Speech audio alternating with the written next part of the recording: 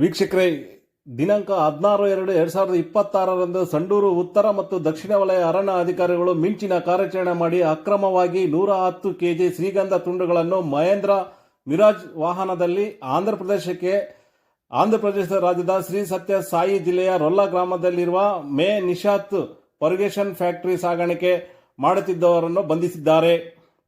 ಸುಶೀಲನಗರ ಗ್ರಾಮ ಪಂಚಾಯತಿ ಆರೋಪಿಗಳಾದ ಲೋಕೆ ನಾಯಕ್ ಮತ್ತು ಕಿರಣ್ ಕುಮಾರ್ ನಾಯಕ್ ಅವರನ್ನು ಬಂಧಿಸಿರುತ್ತಾರೆ.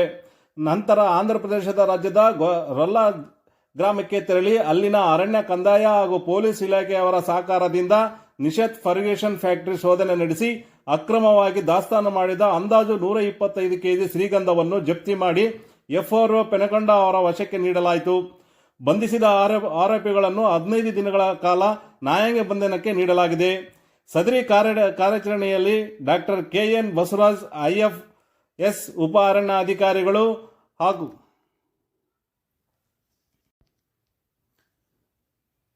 ಸಂರಕ್ಷಣಾ ಅಧಿಕಾರಿಗಳು, ಬಳ್ಳಾರಿ ವಿಭಾಗ ಹಾಗೂ ಎಸಿಎಫ್ ಶರಣ್ ಕುಮಾರ್ ಇವರ ಮಾರ್ಗದರ್ಶನದಲ್ಲಿ ಅರಣ್ಯ ಅಧಿಕಾರಿಗಳಾದ ಬಿಎಸ್ ಮಂಜುನಾಥ್, ಆರ್ಎಫ್ಒ ಸಂಡೂರು ಉತ್ತರ, ಸೈಯದ್ ದಾದಾ ಕಲಂದರ್, ಆರ್ಎಫ್ಒ ಸಂಡೂರು ದಕ್ಷಿಣ, ಡಿಆರ್ಎಫ್ಒಗಳಾದ Thippeswamy, Mahesh, Honnurswamy, Sridhar, beat forester Raghavendra, beat forester ಹಾಗೂ ಸಿಬ್ಬಂದಿ